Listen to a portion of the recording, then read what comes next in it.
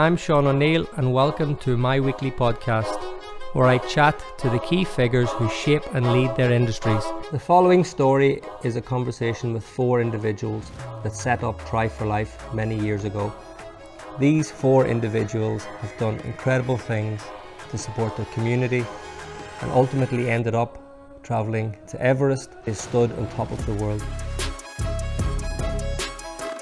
It started really by accident, Tri-4-Life.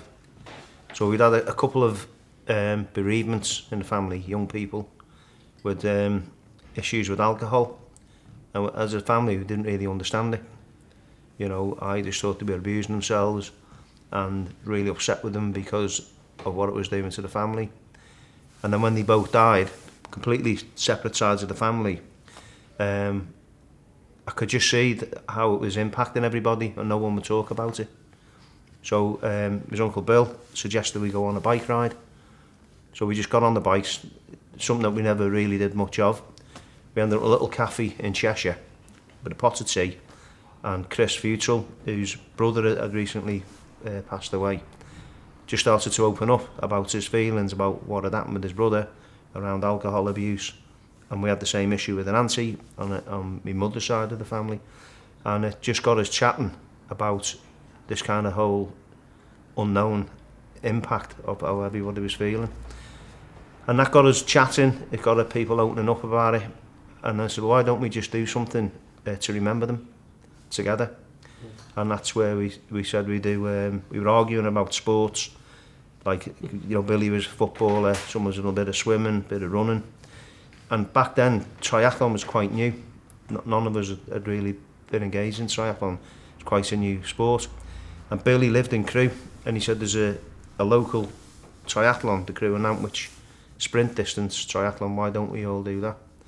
So 13 of us signed up, and every element that you see in Tri-4-Life now is what came then. The family got together, we chose a local charity. We all went out with sponsor forms. We went in and met the charity, which made it real. And then we did this event. We had a great fun, great day. All the kids were there, family, and then all back to Billy's for a barbecue. And it was such an uplifting experience that it just carried forward. And then everyone's saying, you know, we need to do more. We need to do the next one. And then just carried on with the training.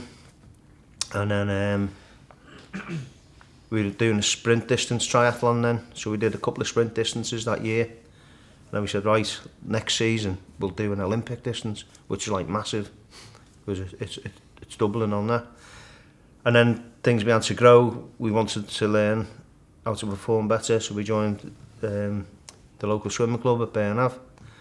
And the night we walked into Burnav, so the whole family, about 10 of us, so we're going to go swimming on a Tuesday. Walked into Burnav, and it was a Mersey Tri session. And Alan Kirkham, great guy, great coach, great mentor, was writing the sets on the board. And we turned up and said, you know, we want to learn to swim. He said, well, who are you? So we're just a family group. And he said, tonight was going to be the last session of this pool because of the lack of attendance. Because we all turned up, it kept that session going, and it kept going for years. And that's really where the numbers started to go in the pool. And we'd always go back to my mother's for tea and toast and just talk about the next event, talk about the next challenge. And then eventually the distances increased, the challenges increased. And then all these guys, I think we all met through Merseyside, apart from Steve. Steve came as a late addition. Yep. A couple of years ago when we started talking about Everest. But you know, as I said, on the top of Everest, Tri-4-Life is there for everybody. It's people phone me up and say they want to be in the team. I go, okay, you're in the team. And they go, what do you mean? Yeah. I said, well, you're either in the team or you're not. You decide. Yeah, that's what when I heard about you, I thought, right, what do I have to do here? And I turned up and they're like, hello Sean, oh nice to meet you, right, let's go.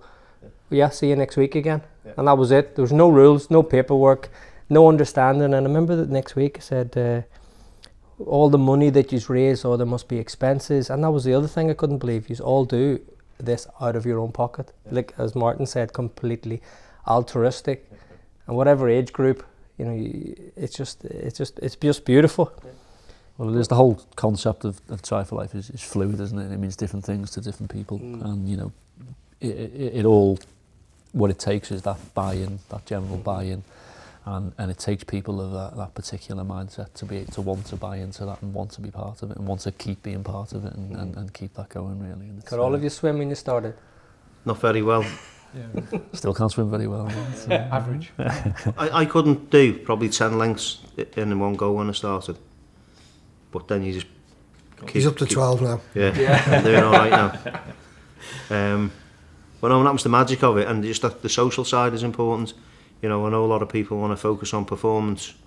You know, and we all want to perform to the best that you can, given the your ability and the time constraints and all the other pressures of life. But for me, a huge amount is around being with your mates and your families, and just seeing that development as well.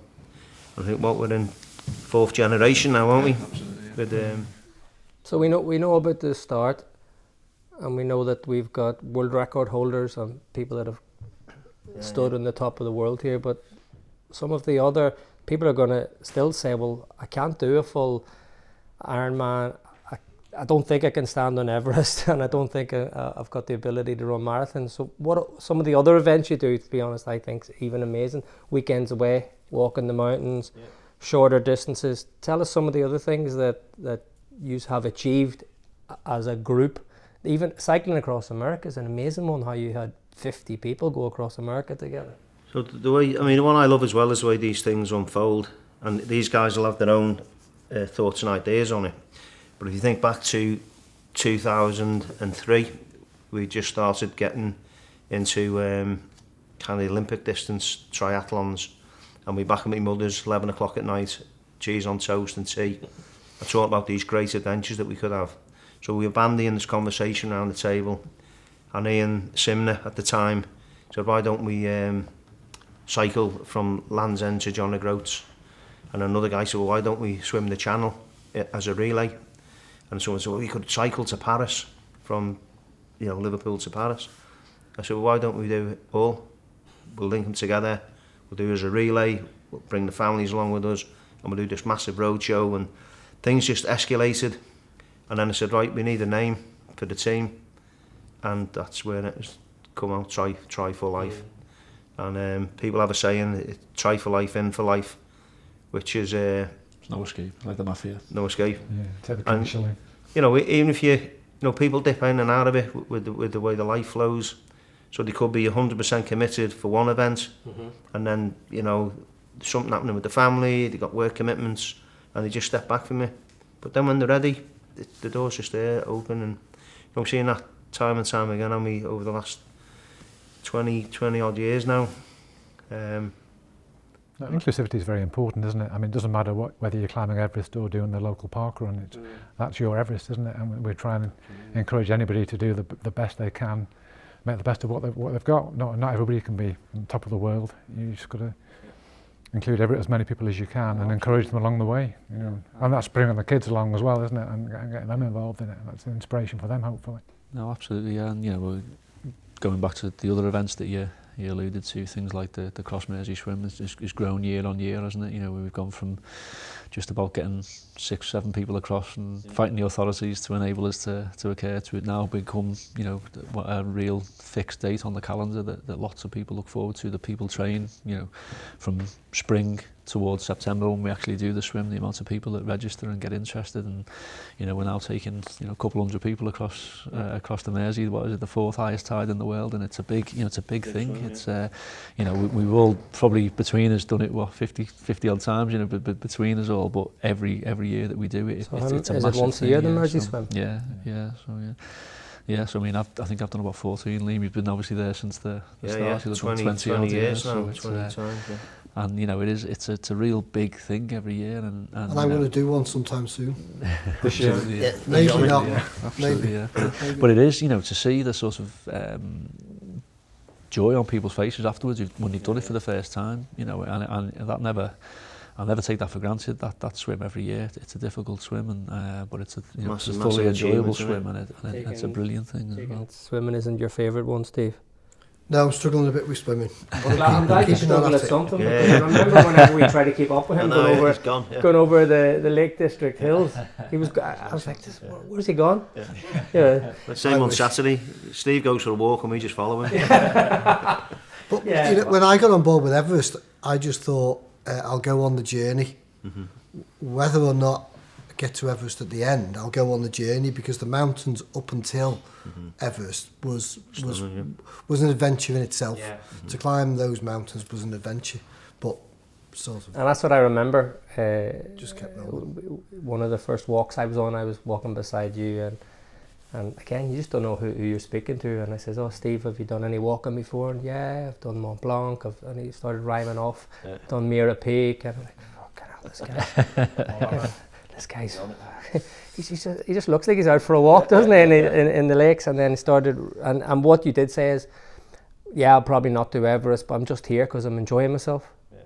And that's the vibe that everybody when they go out with you guys, it's that support. If you're not going to do it, you're going to continue on the journey as far as you can to support everybody else. Lewis had a book when he was a kid, and it was about some ducks who went for a walk, and when they turned around to come back, the smallest one was knackered, couldn't do it, and the mother was just take one more step, and that's all it's about. It's about taking one step. When you look at the mountain and you look up there and you look at the summit, you can't take it in like when we were on Everest and when you see it you think, I can't get there, but it's not about looking there, it's just about looking in front of you and taking that one more step.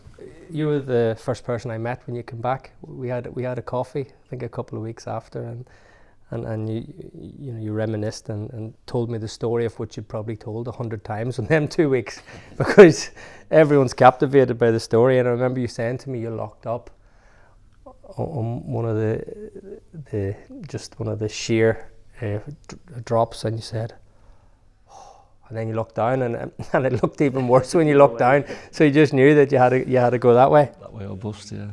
But I think that phrase, it's about the journey that you said, Steve. I think that does sum a lot of Tri-4-Life up, doesn't it? You know, and it sounds cliche, doesn't it? It's not the destination, it's the journey, but it really is. And I've found that with everything I've done with Tri-4-Life, with things I've done individually. It's about that. It's about that journey and learning and that sort of self-discovery along the way, and what you find out about yourself as well as what you find out about. So there's going to be a lot of people that have said, "Oh, these guys have achieved Everest." It's well done, but don't actually understand. I get first-hand sort of inside knowledge when I went on our first practice run in the Himalayas, and I thought that I was pretty resilient and thought that I was pretty fit, but I understood this is definitely a different level. Can you talk us through the journey of when you arrived at base camp, what it's like to acclimatise, and through this story we'll realise that it wasn't all a walk in the park for us, was it? There was huge challenges and yeah, from the same perspective, I think you and Martin had the worst of it. What you went through in Barunsi was a huge preparation for us, and it was an eye-opener, wasn't it? Yeah, it was an eye-opener, and it was... And so I suppose the preparation, if we want to do the Barunsi one, just to let people know, even everyone suffered in Barunsi. Yeah, there was a summit attempt that nobody made. Two summit attempts that nobody made. Yeah. But I think we learnt a lot about overcoming your fears. That night at the camp at Barunsi, when we were clinging onto the canvas. Still have nightmares about it now. I know, and if them tents had gone, 2,000 metre drop, and there was every chance that they could have gone. And we were penned in for 16 hours. Well, Stu's tent did go because he had to climb into ours, didn't he, to spend the rest of the night. I dug a trench in the so it wouldn't be going anywhere. But there was no sleeping that night, was there? Long night, No, supposedly a rest stop, but there was no resting, there was no sleeping. It was just. I felt safe. I had Liam looking after me. Oh, yeah. So I was fine. I was like, "How you doing, Sean?" Great, Liam. you know, you. Because I knew you had the mint balls. So yeah, I had a stash of mint balls beside, and do you know what I found amazing? I'm waking up at the night now to go to the toilet. I tell you, I didn't wake up that night. You can know how to hold your pee at 6,000 feet, don't you? But yeah, I went with you on the first training run, and you know, I realised that this definitely could be for a lot of people. I didn't know if I was prepared or not, if my body could withhold it, but definitely unbelievable respect for anyone that goes to the mountains and what they endure. And can you tell us through them? So it's a 2-month period that you are actually in Everest. Yeah. So I mean, it's a 10 to 12 day trek just to arrive at base camp, really, and that's obviously the base camp is higher than anywhere in Europe above sea level. So you know, it sort of puts it in perspective. You're 5,000 meters above sea level just to get to the start, really, and that's it's a pleasant trek, but it's you know, it's not without its difficulties, and that's mainly due to the acclimatisation. You throw Dingbosch and Labouche on the way. Yeah, exactly. Yeah, and you know, a few little acclimatisation peaks on the way, but you know, it's. I think the whole time you're there, as pleasant and you know, wonderful and scenic as it is, it's hard to fully enjoy it because you just feel like you've got a permanent hangover. That's what I thought. I felt like I had a really rough night the night before. Yeah. So straight away, as soon as you get into that altitude there, and you know, you go through sorts of peaks and troughs with it, but you've generally got a headache all of the time. You're dehydrated all of the time. So at this time, you're feeling rubbish. You're the most experienced at some sort of altitude because you had peaked, Mira peaked before, haven't you? Yeah. Oh yeah, you were definitely the veteran, weren't you? The weather we got on Mira last time to the weather we got this time was just, you know. And Mira Peak's about 6,500 We just meters. strolled to the top of Mira Peak last time, and it was absolutely beautiful, clear sky. And then this time we didn't even get anywhere near it, did we? It was horrendous, wasn't it? Incredible difference. To white see out, the wasn't two it? differences was amazing.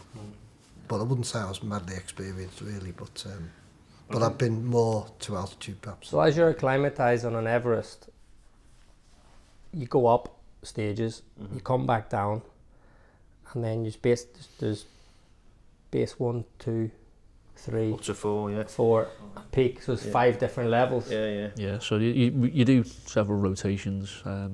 You know, from when you arrive at base camp, as I say, you know, 10, 12 days in, you then spend, you know, the best part of the next 6 weeks gradually acclimatising, going each foray up the mountain, you go a little higher, you spend a little longer at altitude before coming back down to reap the benefits of that training, and then a few days rest, and then back up again, and each time, you know, the theory is you're a bit stronger, you're a bit more adapted to the pressure differences in the atmosphere, which obviously affects your ability to utilise the oxygen in the air, and hence that's why you feel so tired, because alright, the level of oxygen is the same, but your body's ability to create that pressure gradient and utilise that oxygen is vastly different at altitude, and that's why Which ended up in 4 people going and 3 people getting to the top.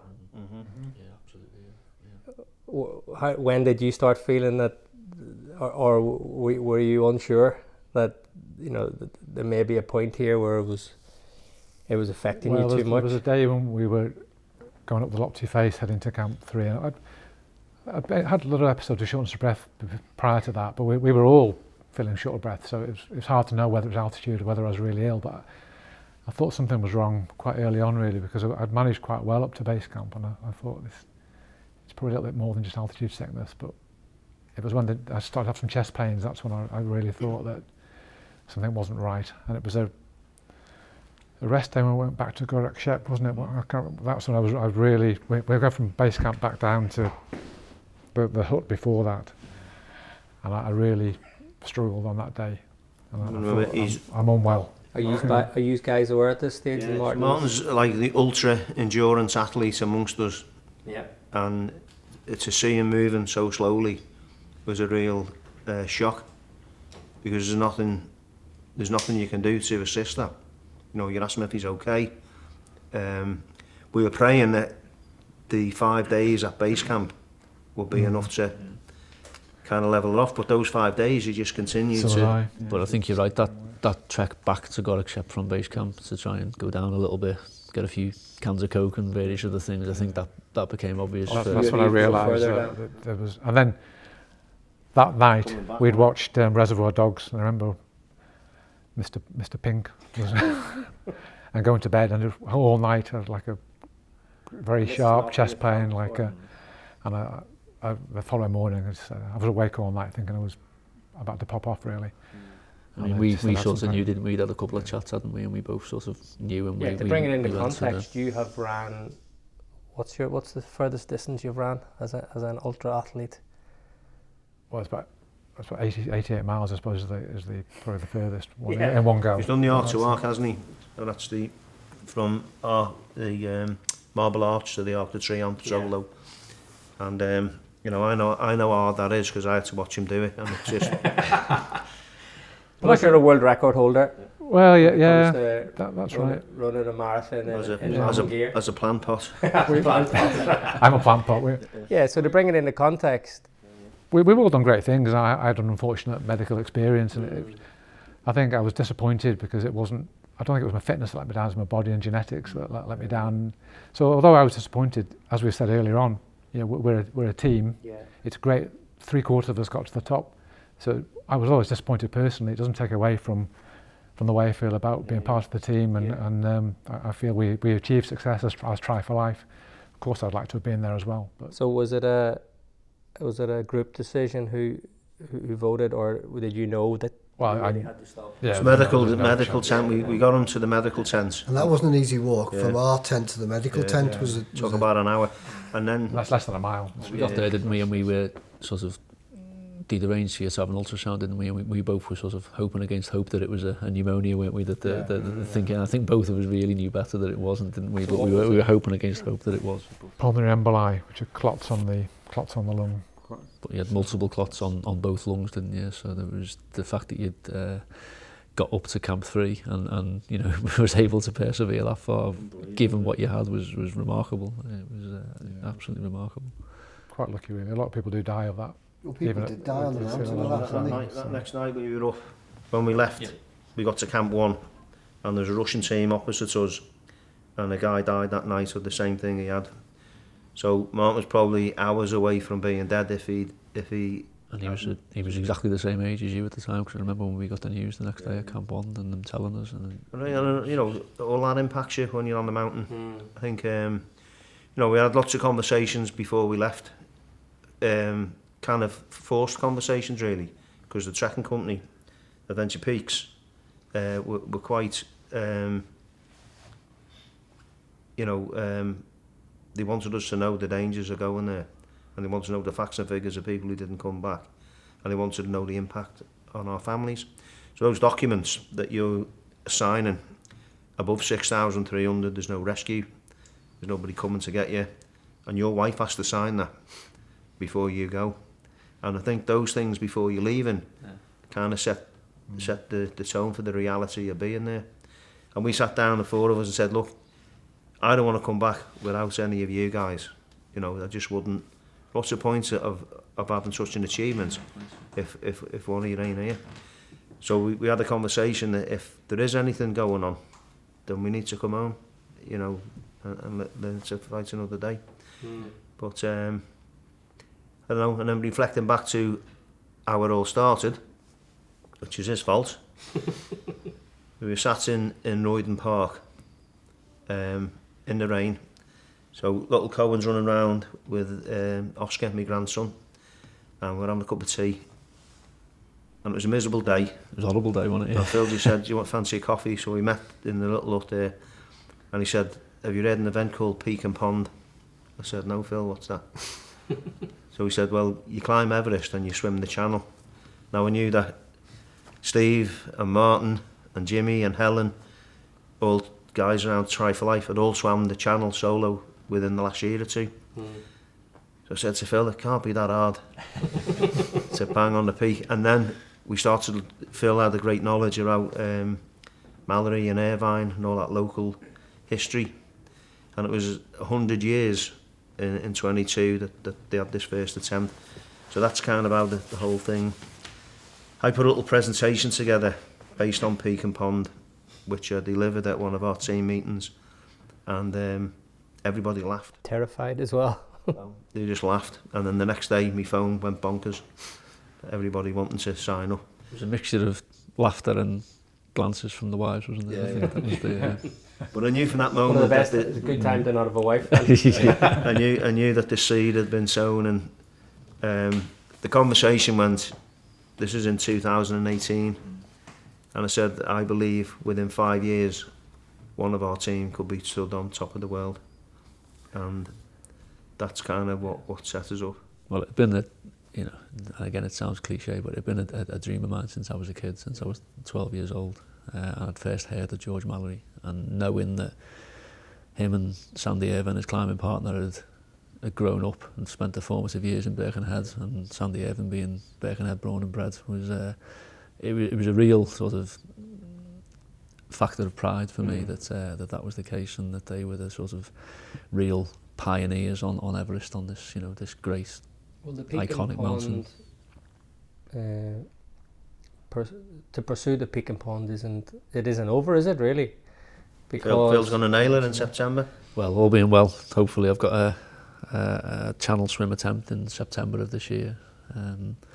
You're about the 8th person on the planet today. It'll be 14th. 14th now. Yeah. Well, as it stands anyway, 13 people have done both. As it stands, both climbed Everest and swum the channel. So there'll be a nice thing to achieve. And what the legacy just continues now, because you're also going to climb the 7 peaks that you're going to start doing now. Some of you have already done Everest, but there's also you were telling. Yeah, to see where the journey takes us, and if you see how this, what we do inspires people. My wife Deb wouldn't have been seen dead on a mountain a few years ago, but because of that persistence and that continuance to get out, she's loving it. No, it's incredible. When you start seeing the families on the mountain, you think, wow, how is that come about? Very rare you can get 10, 20, sometimes 30 people on a mountain in one day. But you're right, the overspill and the knock-on effect has just been it's huge, massive, isn't it? Like we talk about in Tri-4-Life about magic moments, and there's been that many of them over the years. And a lot of the magic moments can be for yourself, whether you achieve something or you've had a PB or you've nailed something that you've really been working hard to achieve. And then it's about what other people are achieving, family members who you just wouldn't dream could do these things, and they're there alongside you doing it. And as you see your kids coming through, a big moment for us when we swim the Mersey with our children. And my daughters were 13 and 11, and halfway through the year, Caitlin, my daughter, said, I want to swim the Mersey. And I looked at her, she's about this big. I went, yeah, of course you can. And Mum's going, she's not swimming the Mersey. I said, she'll be fine. She's not swimming the Mersey. Dad, I want to do it. Dad, I want to do it. I said, well, look, if it's a nice day and it's calm, I said, we'll consider it. And this is I had to put up with this all year. And we got down on the day, and the Mersey's like a mill pond. And she's going, I'm swimming it today. And the mum's going, you're not swimming. And I said, look, let's just get in. If it's a problem, we'll get them out. Yeah. She became the youngest person at 11 to swim the Mersey. And then Rebecca did it, my daughter, I think she was a year older than 12, Caitlin. 13, and Kira. Caitlin got all the glory because she was the youngest, but there was 3 or 4 kids in that year who were just unbelievable. Smashing the Mersey before you like. That's what Steve says. Let's just go on the journey and see. You've got people around you Put that. me to shame now. Isn't it? But that's it. You've got people around you that can just be there to watch your back, help you out if you need. You're never alone. Commit on film today. Yeah. But you know what, the bit that's is really special is, and people ask me why I do certain things that challenge me, and I say because if I'm not on that path, I'm on that path. And I think the impact you have more than ever is the fact that you're taking people on that path, which takes them away from that path. So it's the amount of times where you have to wake up at 5:30 to go training in the Lake District or Snowdon, which is local, okay, the Everest is a great headline topic, but I know deep down you guys love the fact that you are taking people away from a path on a weekend that maybe just isn't the best for them if it's absolutely, too often. And it's about the knock-on effect that I said, isn't it? And that inspiration that you can provide to people of all backgrounds, ages.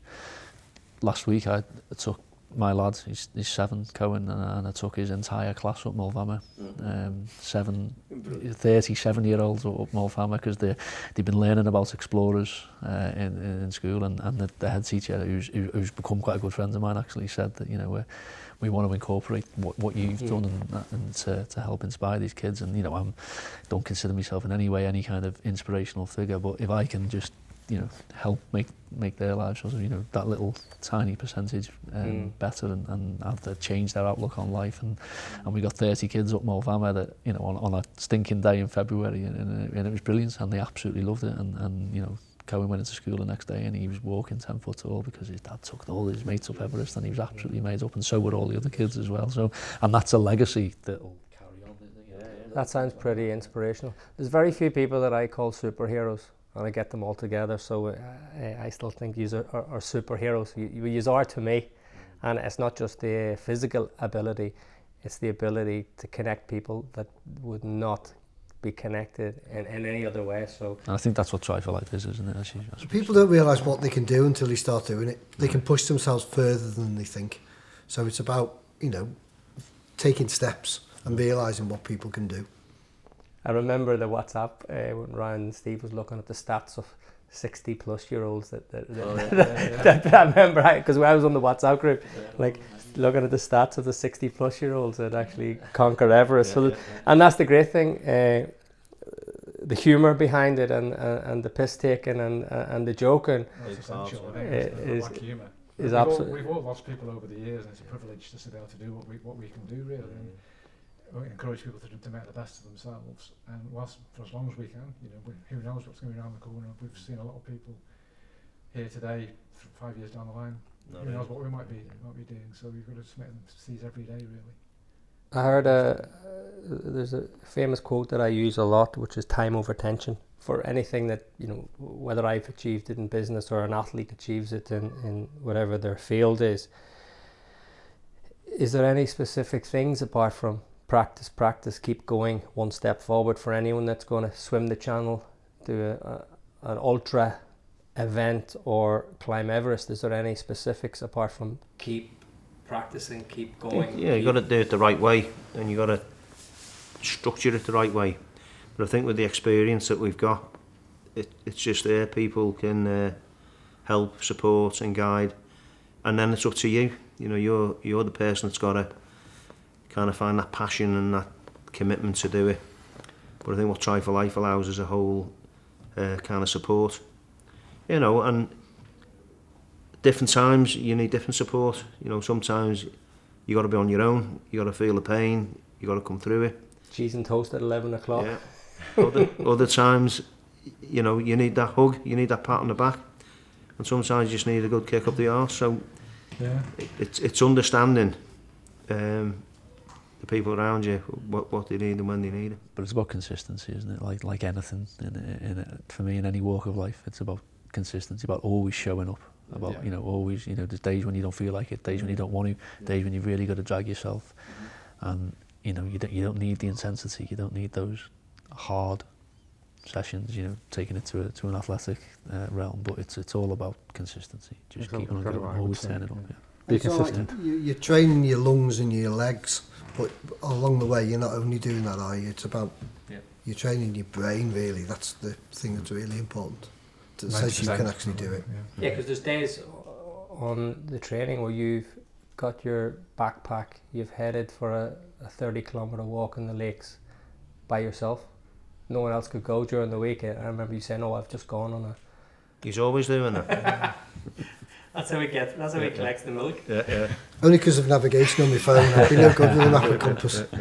But you're right, Everest is the sort of, the money shot, isn't it? That's the glory bit. But it's everything else that goes into that. And that's the bit that will be remembered, but it's the other bits that actually make it happen. So Everest. there's a collective story, but also every one of you have various recollections and stories within that journey that when you are alone and I get to hear your version, it's absolutely captivating. And you know, I'd like to hear from each of you what it's like and parts of the journey that was scary, the parts that you thought, how are you ever going to make this, and all of the interesting things.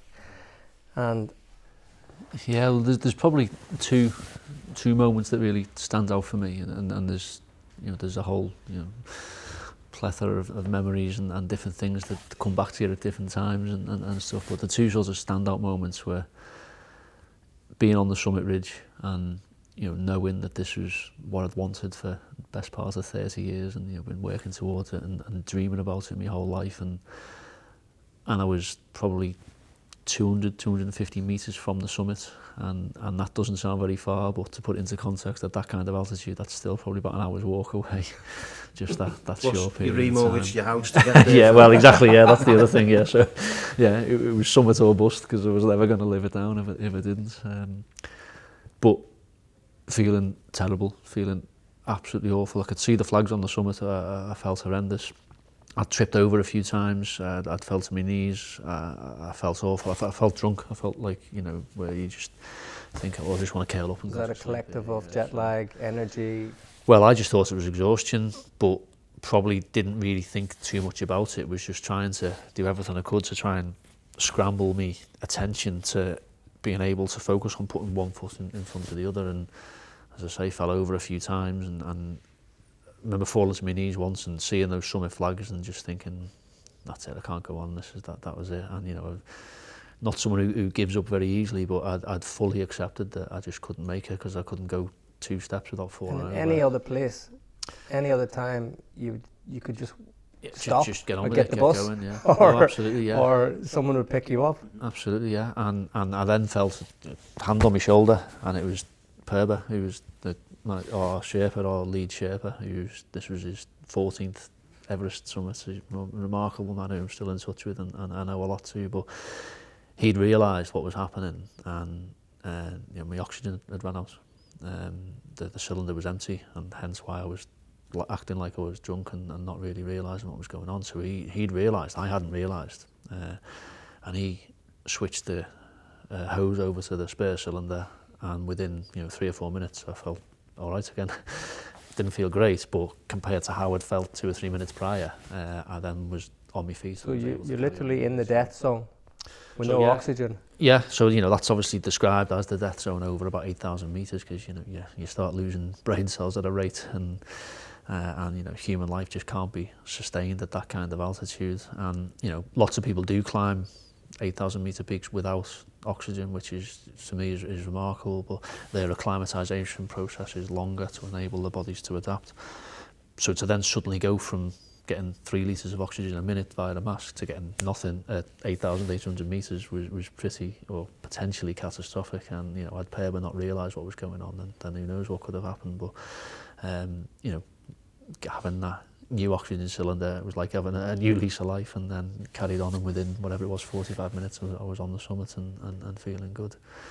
And it was a strange sensation being on the summit, wasn't it? It was you know, culmination of all that work, all of that endeavour, all of those years of dreaming, and those training, and those several rotations on the mountain. It was a real concoction of emotions and stuff, wasn't it? But you very, very quickly, your thoughts turn to, right, it's great, I've got up, but I've got to get down now. Yeah, absolutely, yeah. And, you know, it was as wonderful an experience it was being on the summit. You couldn't fully enjoy it because you knew what was coming next. And, you know, the majority of something like 70% of mountaineering fatalities and accidents, serious accidents, happen on descent. And there's a variety of reasons for that, but you know full well that you need to then switch back on and concentrate on getting down, because you've only done half the job by getting to the summit. The other half is getting back down in one piece and still alive. So it was a strange sensation. It wasn't really a celebratory moment, was it? It was nice, and it was a relief. Strange but you feeling. knew that there was still only you still didn't do half the job, and you still had to do more. Did you all go reach it together? No, we were in stages, weren't we? Liam was up first, weren't you? And then We'll talk about that in a minute. yeah, and then That was a strange strange. Well, yeah, version of events. When I lost sight of you, because I didn't have the. I'm sure you'll describe it better than me, but I didn't have the bottle to follow you. I thought, no, I'm going to take my time here. I didn't have the guts to press on ahead like you did. I was a bit more reserved and conservative in the effort. So where were you at this stage, Steve? Well, we were all together up until the South Summit. Yeah. And then it was after the South Summit, really, because we got up to the balcony and changed our oxygen at the balcony. And we've been seeing thunderstorms below at that point, but the clouds were miles away. It wasn't like the clouds were just below you. The clouds were miles away. It was like being in an aeroplane, but you could see the clouds. Electrical storms. The clouds lighting up. No noise, no thunder, no sound, just these flashes of light below. Amazing. And they'd said once you got past the balcony, it would steepen up. But walking up to the balcony was steep. Yeah. And gets past the balcony, changed our oxygen, carried on up. And as we're going up, the sun started coming up from the right-hand side. And, well, no, it didn't really. The horizon started lighting up before the sun came up. And then you could, as you looked across, you could see this slope. And you thought, that's a steep slope. And then you realised it was a steep slope that you were walking up. Yeah. And we were all together. And then as the sun did come up, it cast the big shape of Everest across the clouds. It was like a black triangle on the horizon, wasn't it? And I wanted that photograph. It's a classic photograph. Wanted it. My phone was dead. My camera was dead. Everything was dead. I'm I got on it the for rope, trying to change the battery in my phone. Sorry, in my camera. And I think I might have put the same battery back in as I took out, and it still wouldn't work. So I'm saying to Liam, get that photograph with you. Yeah. So Liam videoed it and got the photograph. So we were all together up until the South Summit, but we caught people up just after the balcony, and it slowed us down because we were making really good progress. And then it slowed us down, and I think we all had the same thoughts that because of the slowness we were at then, it might have prevented us getting to the top. But then we got over the South Summit, and that's when my oxygen ran out, just sort of in the dip after the South Summit, and I just thought, like Phil, I'm not used to using oxygen. I'm not thinking I've even got oxygen on, even though I've got a mask stuck to my face. And suddenly, everything just fell apart. I could hardly take a step. You literally, to take one step is just so difficult. And there's only one lane of people, so you're suddenly in the way. And the guide's saying to me, move. And I'm trying my best, but I'm struggling like mad. And he then looks at my bottle and says, your oxygen's run out. So he said, you have to move up a bit. You have to get up to a better position than you are now, and we'll change it. So I got a bit higher up, and then they changed my oxygen. But I don't think I went back to feeling what I was feeling like before. As we were going up, I was feeling, okay at the pace we were doing. But then it was a lot harder after that. But we had a Sherpa there, Pemagelsi, and he helped me then. And I obviously got up to the top and along the summit ridge, and then onto the summit, and where Phil was talking on the phone as it happened. But if there's one part of the mountain I'd revisit, it's that. Like Phil was saying, you didn't really enjoy the summit. Are you kind of fooled into thinking the danger's not there because you're actually in the movie? You're doing it, or are you actually still aware of all of this, or are you sort of just on your journey focused on one goal? Yeah, no, really. I think there's, for the most part, you're so sort of blinkered and tunnel visioned into what you're there to do and what you want to do and what you want to get out of it, and ultimately that was to stand on the summit. Because surely them feelings, if you had them feelings now, you'd be in panic. Yeah, absolutely. Yeah, you'd have moments. You got to put it in a special place in your head, haven't you? Absolutely. Yeah, and you have moments of rationality, clarity, however you want to describe it, where you. The classic moments would be when you sadly see some of the bodies that are there I think it's Bruce Herod, I think, was the one I think that we crossed at the base of the hill. That's always a big question. Did you see dead bodies? And yeah is the answer. And I think that it's incredibly hard because you see that and it brings home the reality of the risk that you take. And you think, I've got loved ones at home, I've got kids, I've got a partner, I've got family that love me and don't want to see me come to any harm, and here I am spending thousands of pounds to what essentially is a massive ego trip. Has everyone understood, or has people thought you're selfish? Has everyone really got to understand the purpose? Because you're not, I know you're doing it for yourselves, but because I got to know you're doing it for such a bigger reason. Has everyone really digested that and understood? I think you get a mixture, don't you? I think by and large people are pretty amazed by it, aren't they? And that's certainly not why we've done it or what with the reaction we want to get, but people are. That's the reality of it. But some people have said, how did you go away? How did you leave your 5-year-old son for 2 months and stuff? And I can't answer. I can't give a justified explanation of why I did it, other than I wanted to and I'd always dreamed it to. And that is ultimately incredibly selfish, and I still know that that's selfish. We got incredible support of our families, all of us. Our families were very supportive, but it was harder, I think, in some ways for our families. Absolutely. We were there in it, doing it.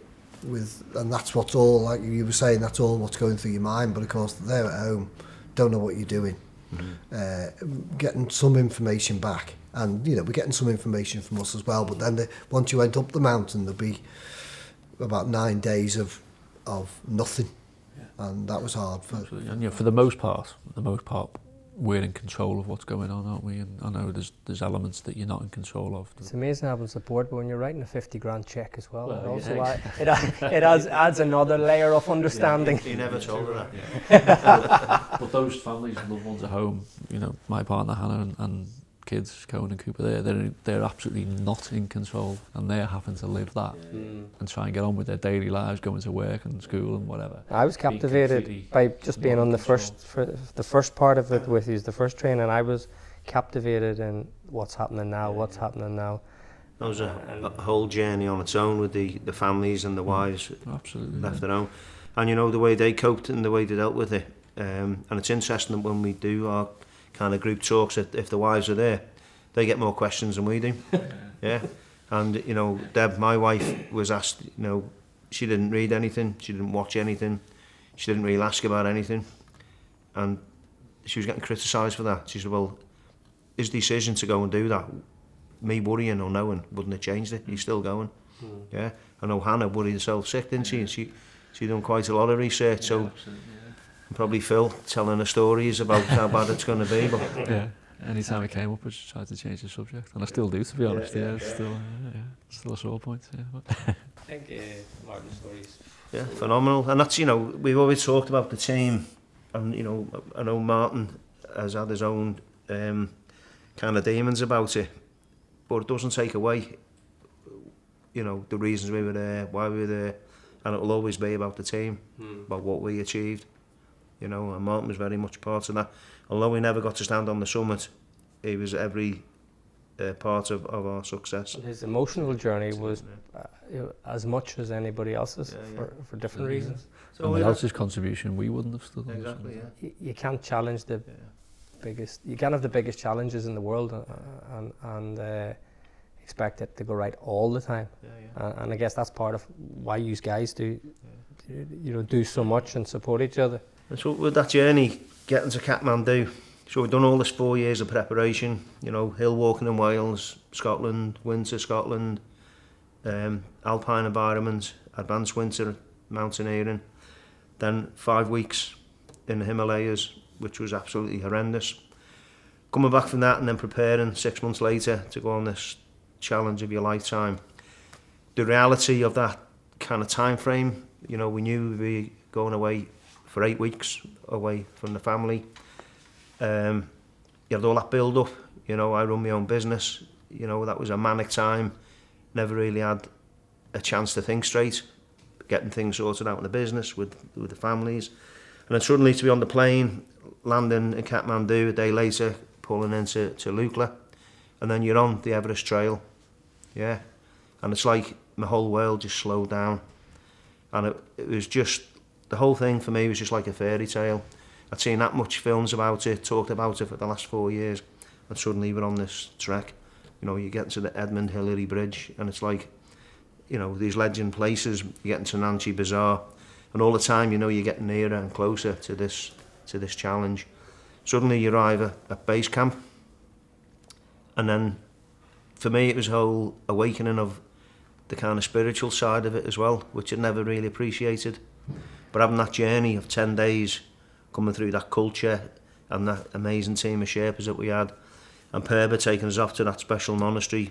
You know, there's this little monastery tucked away in the mountains, 6th century monastery, where he's been on his 16 times.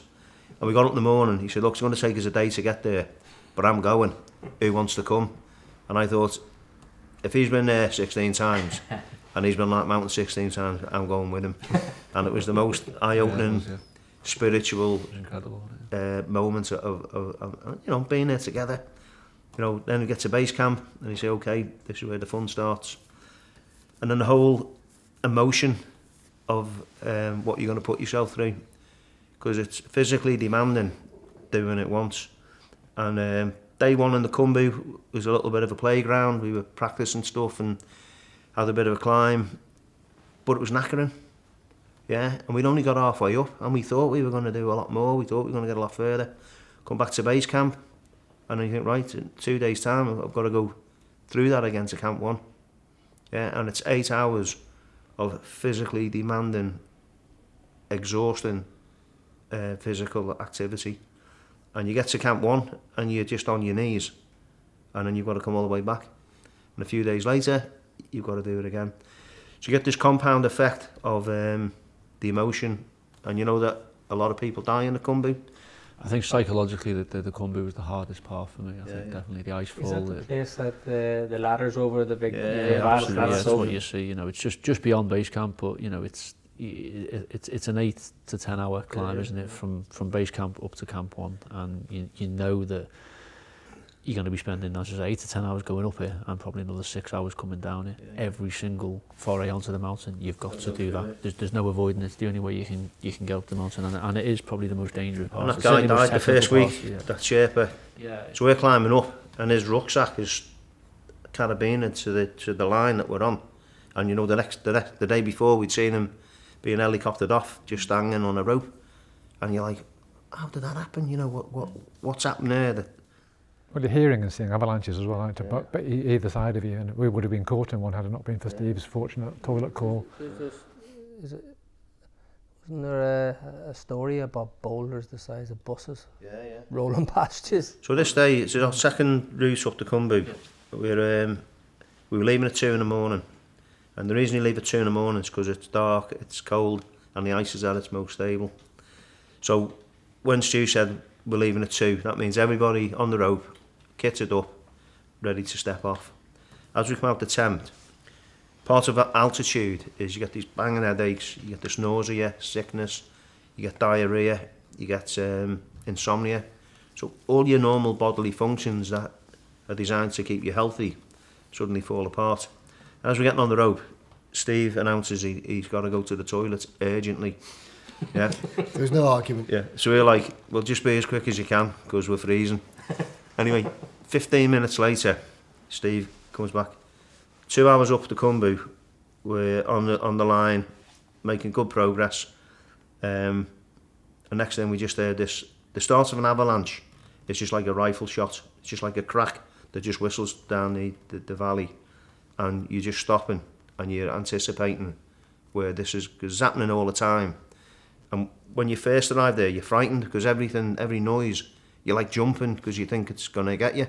But you soon learn, you know, where it is and what's happening. And anyway, this was right above us, so we're all just stood looking up. And then this massive, like, thunderstorm of noise. And then this big, almost like a sheet of ice particles coming over the top of us. And then just settles. So we're all just stood on the rope. I shout up to him, he shouts back, everyone okay? Yeah, okay, let's move on.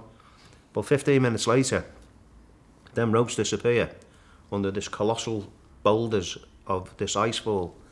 that if he hadn't needed the bog, there's every chance that we would have been under it. And that's just It's the reality of it. the reality of going through that Cumby, and you know, you've got to do that 4 or 5 times. Absolutely, yeah. Up and down. So I think I worked out, I think we probably spent somewhere in the region of about 38 to 40 hours in that Cumby Icefall, where essentially you are just a sitting duck, aren't you? And you just there by the grace of God, really. It's yeah. So you went through the ice is moving, but there's towers of ice as big as tower blocks. Yeah. And some of them, like sometimes when you look at a cloud and you think there's an elephant there or there's a face there or whatever. Well, some of them, you can shake them and you'd think, and you'd see it every time you went through, so you'd say that looked like a goblin or something. But then next time you go through again and that'd be gone. It just fell down. Yeah. So it could fall down at any time.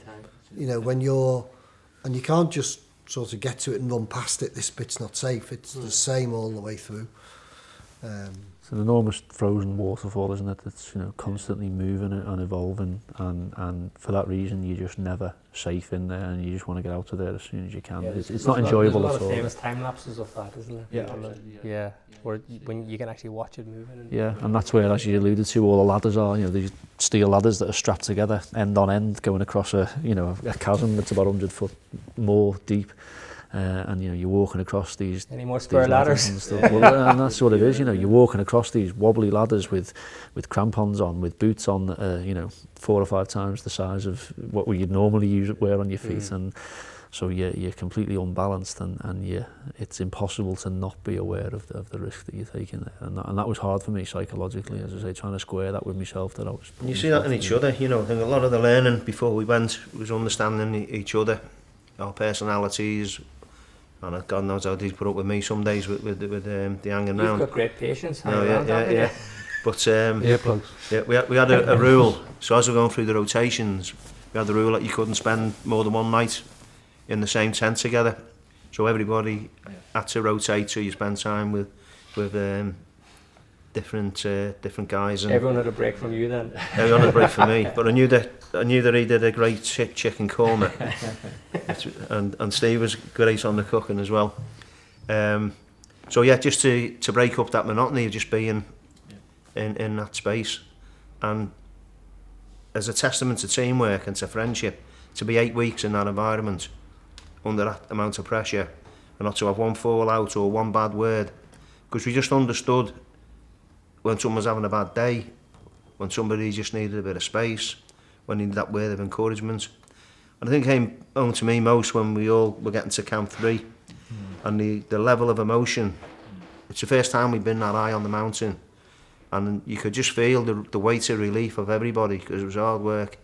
And it was just hugs, wasn't it? You know, we didn't have to say anything. It was just, we're here. Yeah, and then the next day, up, straight back to base camp. And for me, that was a killer. That putting all that effort in to get so high. Yeah, it's only there. And then coming back. Yeah, absolutely. It's only a mile away. Yeah, It's crazy, isn't it? And then the final summit day for me was, I was really, because I was struggling eating. Every time I left base camp, within 10 minutes, I was violently sick. You saw that every day. Completely, violently sick before I could even carry on. So I was always, felt like I was running on empty. And going through the camps up to Camp 4 and coming off the Geneva Spur, you come into that little saddle of Camp 4, and we were together, and we got into the tent about 3 in the afternoon, and I was absolutely spent. And you don't really see the summit of Everest, do you? The climb, because it's kind of tucked around. South summits, isn't it? Yeah. So you come up this western combe, and you're this big traverse. And I haven't really seen the summit part until I came across the traverse, and I was just looking at all the cloud, and I was kind of cacking myself because I was just knackered. And suddenly the cloud blew away, and I just saw this lump of rock. And I thought, how am I going to get up there? Because we were leaving Camp 4 at 10 o'clock at night. So this like 3 in the afternoon. I was in the tent with Steve, and it was just very, very quiet, because you're just lost in your own space. you're lost in trying to drink, and the Sherpas were great. And then the Sherpa come in and he said, right, we're getting ready, we're leaving at 10. And he said, Liam, you're going to lead with Ferenczi. And I was like, oh, why has he put me at the front? Because that means you're dictating the pace for the team, and then these guys will be hot on my heels. I come out the 10 to 10 o'clock, and I could barely move, it was freezing, the wind was buffeting us. And I always imagined in my head we'd have this big group, kind of, we're doing it. Yeah. We just kind of got together, you couldn't hear anything because of the wind, you couldn't see anything because of the dark and all the gear on your face. And we just give each other a hug, said this is it. But I was kind of dreading the start, because I just didn't know where it was going to come from. But then Ferenczi came over to me, he checked me over, and he said, right, we're going to get on the line. And I remember as soon as my due mark clicked on that line, I just felt something inside me just drop. And I looked up the mountain, I thought, I'm climbing that today. And I just kept going. Got to the balcony, and it was slow and cold. It was just snowing a bit, wasn't it? A bit of confusion, a lot of activity, bottles getting swapped. It's early morning. It's pitch black now, yeah. And that's another thing. I had my Special Forces watch on, which stopped working at 7,000 metres, which I wasn't very happy about. And in your hypoxic state, I was really quite annoyed with the Special Forces people. Write a letter of complaint. Yeah, I was going to write back. Anyway, we get to the balcony. There's a bit of a panic going on because of the way the oxygens are stacked. And Ferenczi takes me off, sits me down, swaps my bottle. And there was some confusion over other bottles. And he said to me, get yourself on the line and just keep going. He said, I'll catch you up. So I'm back on the line now, and I'm not sure whether you were on the line then. Yeah, you were right behind me coming up there, weren't you? But before we left the camp, they tell you, you've got 6 hours to get to the balcony, 3 hours to the South Summit, 3 hours to the main summit, or you're coming back. So I'm trudging up, it's really slow, took ages, and my watch isn't working, so I don't know where I'm up to time-wise.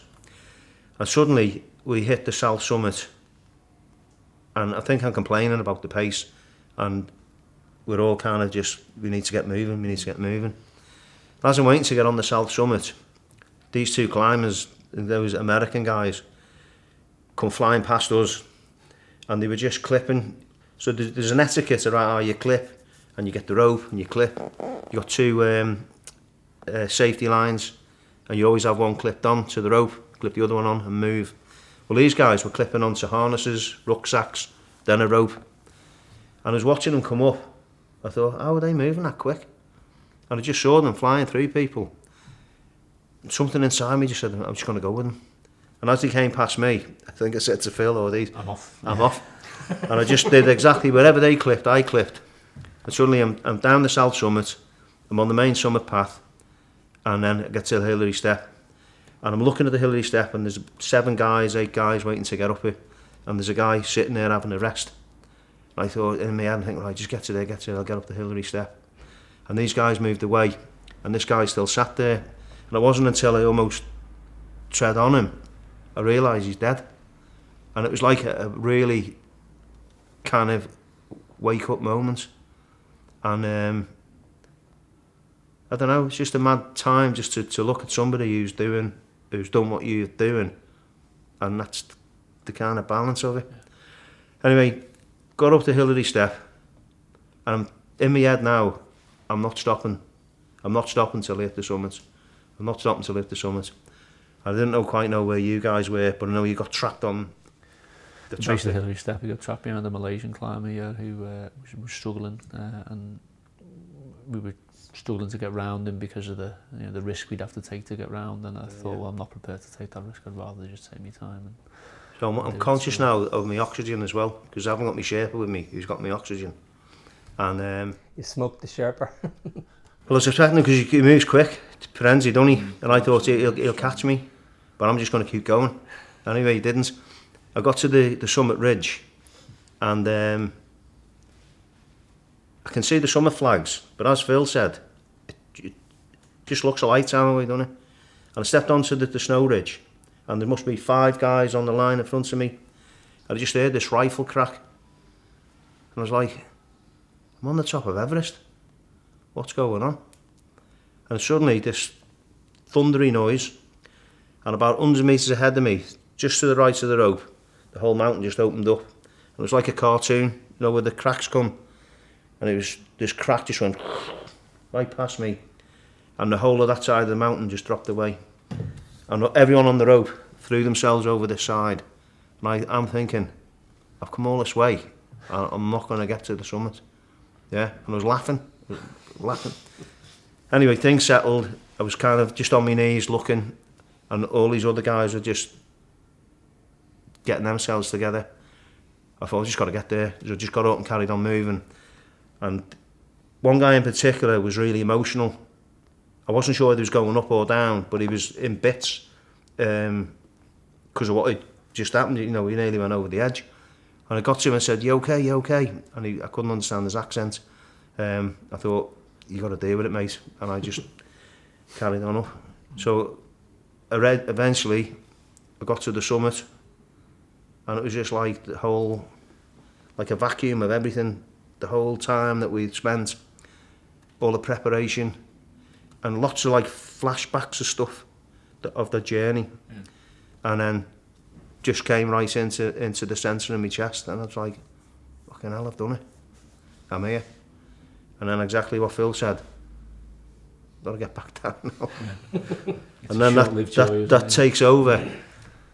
And all the things, you know, there's lots of things in the briefings about the weather, it's going to change at 12, it's going to do this, the wind's going to...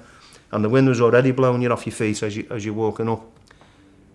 And I thought, I'm not going to make it down. And I stood on the summit, and I did my little video message. And I'm looking down the ridge we'd come up, and I saw Steve stood just below the summit ridge, waving his arms, screaming at me, "You've got to come down! You've got to come down!" And I'm shouting back at him, "I'll be there in a minute. I'm just doing my film." And this is all going on. And then I'm panicking. Oh, they must have gone down. These haven't made it. They've all gone down. So I'm hurrying down the rope, and there's massive queue back down the Hillary step. And then about 100 metres later, was it you who bumped into first? Yeah. Bumped into Phil. And I could see Phil was struggling. Had you had your oxygen then? That was at the point that I needed a change in. Just getting it, but I managed to. I think we had a bit of a hug, yeah, and a bit of a slap on the back. And I said, "I'm going down. You're almost there." And then within metres, I passed Steve, and just no sense whatsoever. It was almost like, and I was thinking, he's been waving at me, telling me to come down, and now he's going back up. But you were just in your own zone. And were you waving at him? No. Was he there? No. Oh. This is all made up in your head? All in my head, yeah. Mad, innit? So anyway, we got down to the... I was panicking, so I wanted to get off. And before I got to the South Summit, I saw Ferenczi coming towards me. And he looked like the happiest man on the planet to have seen me. And within a minute, it was like a Formula One tyre change. And I knew as soon as I got the oxygen that I was close to not, with the way I was feeling coming down. So at this moment, you've ran out of oxygen for the people that maybe haven't just caught on. Yep. You're hallucinating. Yep. You've imagined to see Steve. Yep. You're at the top. Yep. You haven't a clue what's been going on, really. Yep. And then I just knew once I'd got over the South Summit, because I knew the route, I thought I could just take my time and then get back down. I took a bit of a break at the balcony, and Phil come past me. I was doing some filming, and Phil was shouting across. And then eventually got back to Camp 4, and I couldn't find a tent. I was wandering at Camp 4. Phil had to come and find me. But can you explain to someone what it's like to have almost no oxygen in your system, to then all of a sudden get the tire change, as you call it? The strangest feeling. It's a bit like when you're drunk, and you know when you're down on your hands and feet, you're trying to get them to do stuff, innit? And they're not quite. There's like a discord between your brain and your. So in your head you think, I've just got to grab that, but then you can't just grab it because there's something. So I remember at the bottom of the Hillary step, there's hundreds of ropes from previous expeditions, and the snow had cleared, so it was quite difficult because it was like just slippy rock. Yeah, because it's just a platform of rock there, isn't it? And obviously you're crampons because for 99.9% of the time you're on snow and ice, and crampons are necessary for that. section. But that particular bit, yeah, it's just rock. So and the worst thing you can wear trying to climb a rock is a pair of crampons. But you know, you're not going to change them at that point. There's no way you're going to. The rope getting tangled around my crampons, and what you do now in a minute, you just look down and just untangle it and hook it off. It's not as simple as that, is it? I was looking at it and trying to work out how do I get this off my foot, and I'd take it the wrong way, so I'd be making it worse. I think, Cognitive function's not there. Well, the dead guy was there as well. yeah, you're stepping So over this dead if guy. you- ask him for advice? Yeah. If you'd have slipped, Turn back. he wasn't far away, so if you'd have slipped on this rock, which you were doing, Yeah. and you'd have fell on him, you wouldn't have fell off the mountain because you were clipped on, but you'd have fell on him. Well, I had So an- it made I- you a bit more skitty. I trying to had, get I had an across the rock. altercation with a guy who couldn't get down the Hillary Step, and he couldn't get across that rocky bit, and he ended up standing on that guy, and I think I launched him off him about respecting the dead and all that, you know. But he's standing on this dead guy's shoulders with his crampons, and I was like, that's just not on, you know what I mean? So yeah, falling out with someone at 8,800 metres. Having a straightener on the Hillary Step. A lot of people will be able to understand what it's like to go for lifelong challenges or challenge, you push yourself and go along difficulties. Yeah, well, obviously I don't have the same summit experience that these guys have had, unfortunately. But it's a lifelong dream, and my lasting memories of being out there are the camaraderie of the whole trip, the solitude, because you are on your own for several long hours when you're on the ice fall and above that. The majesty of the mountains, just looking around you and seeing the vistas there, it's just, you have to be there to believe it. No words could describe it really adequately. I think the constant adrenaline, knowing that every step could potentially be your last one. You know, you could slip off the rope, you could crampons could come off as they did, and, or you could be hit by an avalanche. Things totally out of your control. You can only control so much, can't you? And also the incredible people, the culture, and the Nepalese people, the Sherpas, just unbelievable. We're here doing a podcast. We couldn't be anywhere near the mountain without them. So they deserve an awful lot of the credit. Often the unsung heroes of any trip. I know you've mentioned them, haven't you? That they were just absolutely amazing people, all of them. It helps when they go up in the flip-flops in the first 4,000 metres, don't they? And you're thinking, how did they make that? They're just a completely different breed. They're and so friendly, happy, jovial, do anything for you. And they're my lasting memories, as well as on summit night being an ITU in Kathmandu, watching a dot slowly getting near the mountain, getting texts off Jane, Debbie, and Hannah, Phil, everyone's partners. Saying, where are they now? What are you doing now? And I'm surrounded by student nurses who think I know Harry Styles. I could get them married up in London somewhere. And I'm saying, I'm trying to look at my phone. Leave me alone. Obviously, I was very ill, obviously. So have you played this down when you were in hospital about how, the risks or how ill you are? Has it been quite clear for everyone? I was ill, and I'm still struggling to process it. Really, I could have died quite easily, as could anybody. It's a risk we all took, and none of us are used to failing at things, and I'm still finding it very difficult to be honest with you. But there are other challenges, and maybe one day I might get a chance to go back there. You must edit this out, don't let Anne see that. She'd murder me.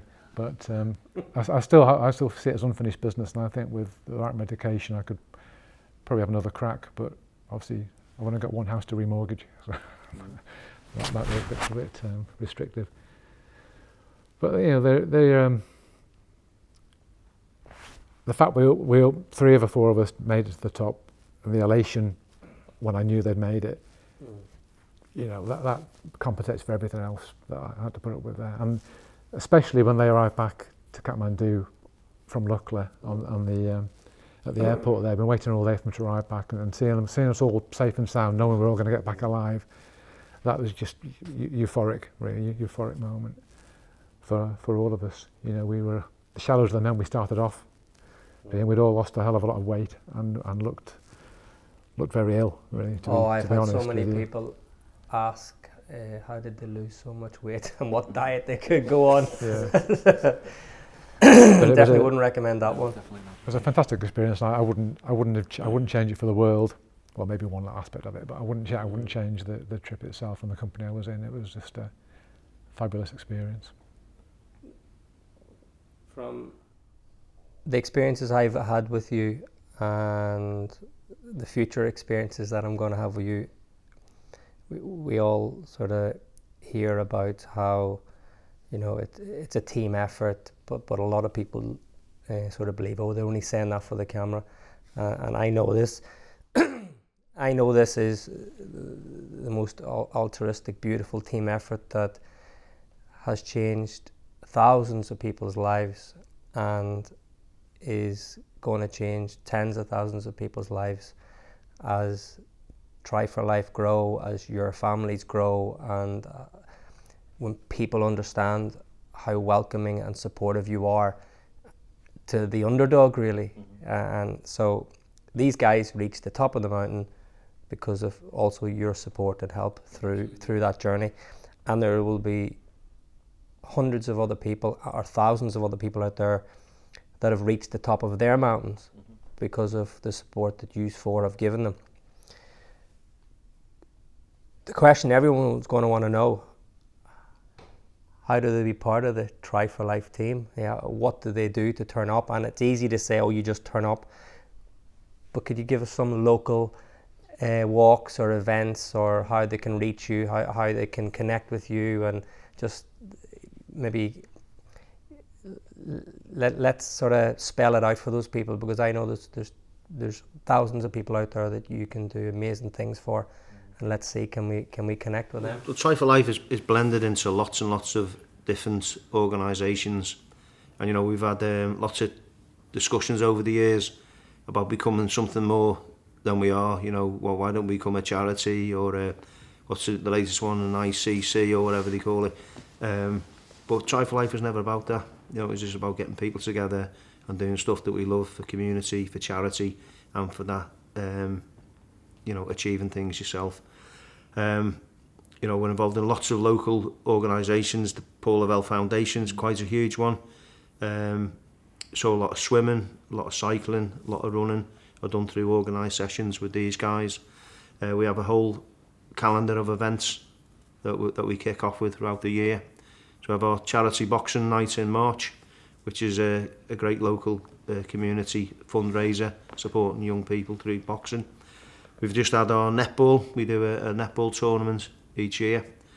Again, just turning our hand to raising funds for Maggie's. It's a very charity close to our heart. We've got the Brett Jones 10K that we run every year. It's another community fun run. We've got the Cross Mersey Swim, which is now in its 30th year. Again, that's a bit more serious from a safety point of view, so there is entry criteria before you can have a crack at that. What else do we do? Lots of organised rides, lots of organised swims. Yeah, regular trekking. Regular walks out into Wales, Lake District and stuff like that. And we've got events coming up with the got the Scottish 500 cycle round Scotland. We're doing the 80th anniversary D-Day landings, another 400-mile cycle from Dunkirk to Arnhem. Then we've got a lot of individual challenges. Martin's looking at doing a Decker Ironman this year. Phil's swimming the English Channel, and lots of other amazing, inspiring individual. Dragon's Back, Steve too. Dragon Back, well, another huge endurance event. So, but it's about coming at the level where you're at with the right ethos and attitude, and no one can give you that. You bring that with you, and it's about getting involved. In terms of how to join us, we're not a club as such, but we're all on. Well, you're not really on social media, are you? But most of us are on social media. And if anybody was interested and wanted to get in touch, by all means, drop us a line, drop us a message, and you know, all are welcome. You know, it's not for everybody. Give us some social channels that they can connect with you on. No, well, I'm on Facebook. How will they find you? Martin Pritchard Howarth. And Instagram as well, but I don't really understand Instagram very much. You're more Instagram, aren't you? Yeah.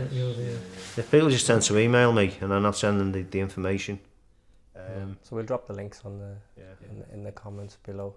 And there's always a pint and a fish and chips or a burger after a nice walk. It's an important part of what we do. And when we started the Everest training, I knew that I wouldn't get through it without that team and that social element.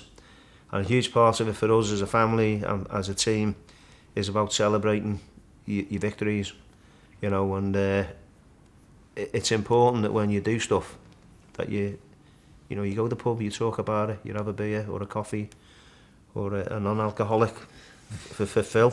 It's a debrief more than anything else as well, isn't it? And a chance to talk about it and reflect. And what we did for Everest, within a few months of starting, we bought a minibus, because we knew if that minibus was full every weekend, we'd be going walking, and that's what we did for 4 years, and that has continued, you know. So what we started with the aim of Summit and Everest is bringing so much more joy and pleasure, because we're just out walking every month now, and it's.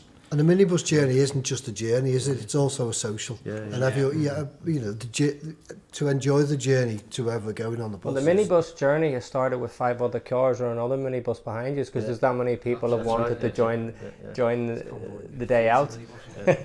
And that's what we want, you know. And it's it is there for everybody, and you know, everybody's welcome. I think quite often people are under a bit of misconception that we're in some way sort of elitist, aren't we? That we're a sort of special breed of elite athlete, and that couldn't be further from the truth, could it really? But you know, absolutely, there is a huge cost to anything like an Everest expedition, and you know, we all of us had a large outlay, didn't we, on the cost of the trip, the cost of equipment, you know, the time off work. I know I only speak for myself, but I had 2 months off work, of which 3/4 of it was unpaid leave. So you know, you're losing out on your wages as well.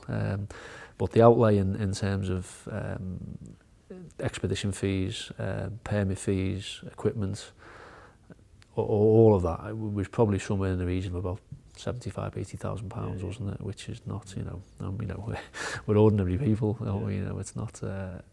You know, and as I say, it was a remortgaging job for me in order to pay for that. But it was a dream, and that was something I was willing to stomach to try and achieve that. Sorry. Can you climb? Yeah, if only over a 100-year period, it would have been nice. Yeah, but you know, that's the monetary cost of things, and that is what it is, isn't it? I think that the bigger sort of cost is trying to square it with yourself, what you're putting your families through, the risk that you're taking, and the effect that has on other people, and that was a hard one for me. That was the probably the most difficult aspect of it. As hard as it was physically, the hardest part for me was leaving, you know, my partner and 2 kids behind to go off and achieve what was essentially just an incredibly selfish endeavour. For what? To stand on a big rock, and you know, fortunately I'm here to tell the tale, and you know, I'd like to think that they are proud of me for doing it, but that still doesn't really completely justify going for me. Yeah, how have you actually calculated? I know it's easy to calculate the money whenever you've got a new mortgage balance to pay each month, but have you actually calculated the time? And it becomes all consuming. Yeah. Because when you set yourself up to do this thing, it takes over your whole thinking. So from when we wake up in the morning to walking to your car, coming up the stairs of a night, you're just thinking about those steps up Everest. And when you're in the gym, you're on your watt bike or whatever, you're just focusing every step is building towards this time. The commitment to the more technical stuff became more demanding as well as we got closer, because we knew we needed to spend time in the mountains. So it became like every other weekend we'd be doing 1 or sometimes 2 big mountains. Then the time away, you know, a couple of weeks in the Alps, an extended period in Nepal, 5 weeks, and then 6 months later you're away for 8 weeks. But yeah, in terms of that time, it just takes every every thought before you're leaving. It's a lot of time. If you include all the weekends you spent in Wales and all the lakes as well. It's But that was from when we decided to do it. I was talking to someone recently and talking about going on trips, and you could go and do Everest, with 4 years planning, but they pointed out to me that it's not just 4 years. We were training long before the 4 years, but we didn't know then what we were training for. What we were training for, if you like. We hadn't done nothing on the day that we started talking about Everest. We were all already into, you didn't come from fitness. A couch to Everest in 4 years. You had that foundation there. So it's taken a lot of time even before we decided to go, really, in the bank, ready for it. Yeah. I'll never be able to put it into words how much I appreciate your friendship and the effort you have put in, and that speaks for them hundreds and thousands of other people out there that you've done exactly the same for. We should be, and I know we are, extremely delighted, honoured and proud of what you do, and it's going to be the next 20 years of Tri-4-Life is going to blow it out of the park of the achievements of your kids, grandkids, and all of the next generation coming through, because it's something that just catches on to you, and whether people are going to climb the highest peaks or they're just going to be the best version of themselves, everyone is going to have an amazing story that's going to inspire their next door neighbours, the people in the village, the people in the Liverpool City region or wider afield. So boys, thank you so much for tonight. Thank you, Sean. Thank you guys. Yeah, we've got a nice dinner coming Let's up now. do it. Well, yeah, we're going to tell the true story later. Thank you very much, guys. Thank you so much for watching. If you've enjoyed this podcast, please consider watching some of our other fascinating chats here.